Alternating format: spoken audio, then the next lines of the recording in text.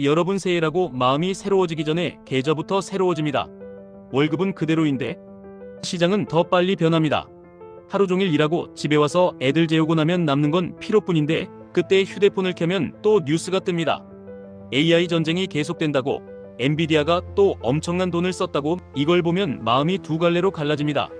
한쪽은 이제 늦은 거 아니냐고 불안해지고, 다른 한쪽은 그래서 지금이라도 뭘 사야 하나 싶어집니다. 그런데 이럴 때 제일 위험한 건 성급함입니다. 제일 강한 건 흐름을 이해하고 단순한 시스템을 만드는 겁니다. 그 시스템이 직장인에게는 QLD와 TQQQ로 연결됩니다. 지금 AI 시장은 분위기가 바뀌었습니다. 예전에는 모델이 더 크면 된다, 파라미터가 많으면 된다, 학습을 더 크게 돌리면 된다, 이게 전부였습니다. 그래서 GPU가 곧 AI였고 엔비디아가 왕이었습니다. 그런데 2026년부터 진짜 싸움은 학습이 아니라 추론으로 이동합니다. 추론이 뭔지 쉽게 말하면 이미 만들어진 뇌가 실제로 일을 하는 순간입니다. 고객이 질문을 던졌을 때 답을 뱉어내는 순간입니다. 기업이 AI를 서비스로 팔 때 고객이 결제한 뒤에 실제로 결과물을 받는 그 순간입니다. 여기서 늦으면 바로 이탈합니다. 검색 대체, 고객 상담, 문서 처리, 일정 자동화, 콜센터, 로봇 제어, 금융거래, 물류 최적화, 이런 건 답이 늦으면 그냥 실패입니다. 그래서 이제부터 시장의 질문은 하나입니다. 너희는 빠르고 싸게 추론을 돌릴 수 있느냐? 그리고 이 질문이 나오는 순간 돈이 움직입니다. 판이 커집니다. 여기서 엔비디아가 왜 크게 움직였는지 이해가 됩니다. 사람들은 엔비디아가 이미 다 이겼다고 생각합니다. 그런데 엔비디아가 더 무서운 회사인 이유는 약점이 될 수 있는 구간을 인정하고 돈으로 막아버린다는 점입니다. 추론 시대가 오면 GPU만으로는 완벽하지 않을 수 있다는 공격을 받기 시작합니다. 그러면 엔비디아는 기다리지 않습니다. 추론의 최적화된 방식과 인력을 통째로 끌어옵니다. 그래서 큰 금액을 걸었습니다. 단순히 칩 하나를 산 게 아닙니다. 추론 시대에 자기 왕좌가 흔들릴 수 있다는 신호를 본 순간 그 신호를 꺼버리려고 한 겁니다. 이건 자신감이 아니라 생존입니다.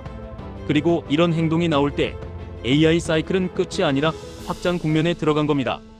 핵심은 결국 이겁니다. 학습만 하던 시대에서 추론이 돈이 되는 시대로 넘어갑니다. 그 과정에서 하드웨어 설계 철학이 갈라집니다. 기존 GPU는 범용성이 강합니다. 여러 작업을 유연하게 처리합니다. 대신 구조적으로 메모리를 가져오고 다시 넣는 왕복이 많습니다. 이 왕복이 병목이 됩니다. 반대로 추론, 특화 방식은 하드웨어를 단순하게 만들고 소프트웨어가 미리 동선을 다 설계합니다. 교통으로 비유하면 이해가 쉽습니다. GPU는 교차로마다 신호등이 있고 신호등이 그때그때 상황을 보고 통제합니다. 그래서 유연합니다. 그런데 신호등이 많으면 그 자체가 지연이 됩니다.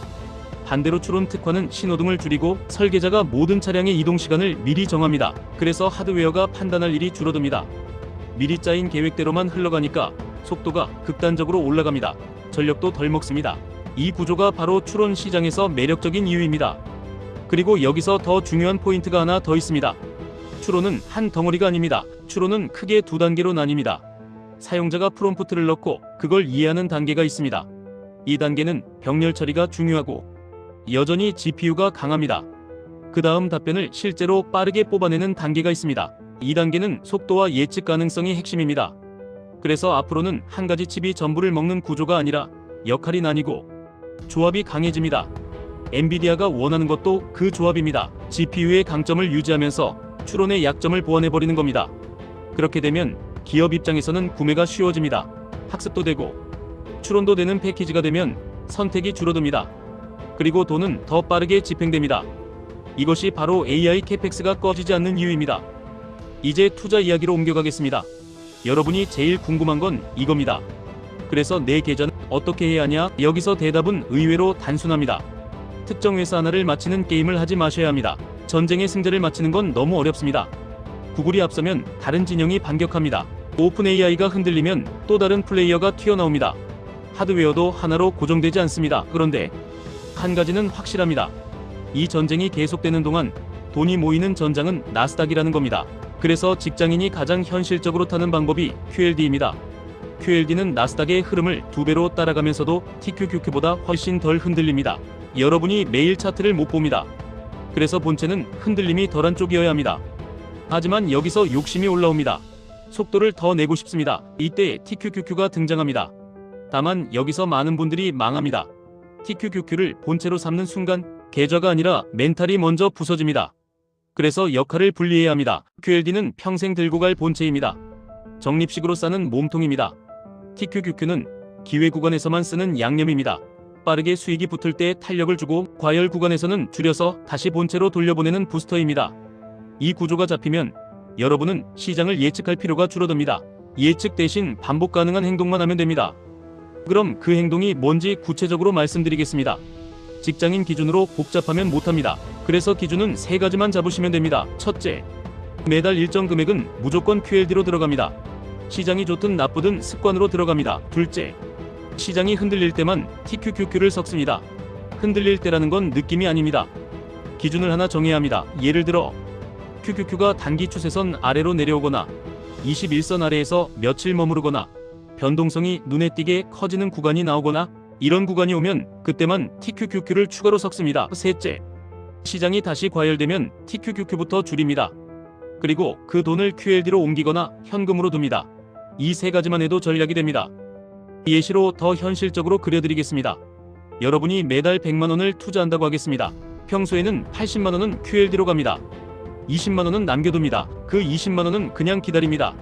시장이 조용하면 그대로 다음 달로 넘어갑니다. 그런데 어느 날 분위기가 꺾입니다. 뉴스가 무섭습니다. 다들 이제 끝났다고 합니다. 그때 그 20만원을 TQQQ로 씁니다. 그리고 그 다음 달에도 시장이 더 흔들리면 그 달의 일부도 TQQQ로 추가합니다. 반대로 반등이 강하게 나오고 계좌가 빠르게 회복되면 TQQQ에서 일부를 줄여서 다시 QLD로 옮깁니다. 이렇게 하면 여러분은 하락장에서 싸게 주었고 반등장에서 빠르게 회복했고 다시 본체로 안전하게 옮겨놓는 흐름을 만들게 됩니다. 직장인이 할 수 있는 가장 현실적인 속도 조절입니다. 그리고 새해에 여러분이 꼭 기억해야 할 문장이 있습니다. AI는 대세라서 오르는 게 아닙니다.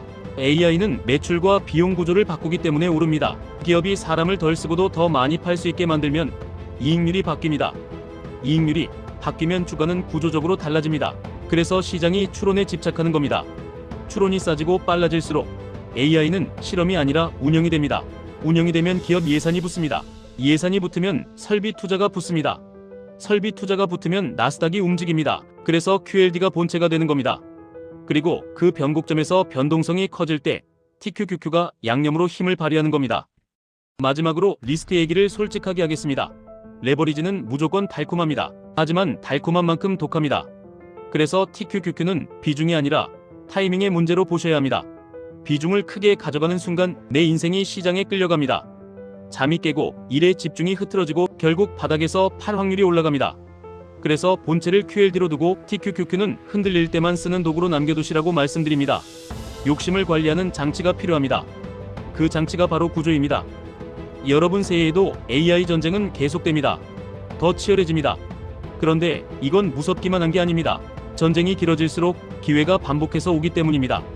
문제는 그 기회를 잡는 방식입니다. 한 번에 올인하는 사람은 한 번에 무너집니다.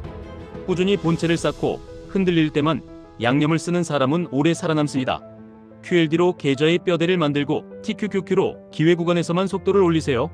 여러분이 매일 시장을 이길 필요는 없습니다. 여러분이 이길 건 딱 하나입니다. 흔들릴 때 무너지는 감정입니다. 그 감정을 이기는 시스템이 QLD와 TQQQ 조합입니다.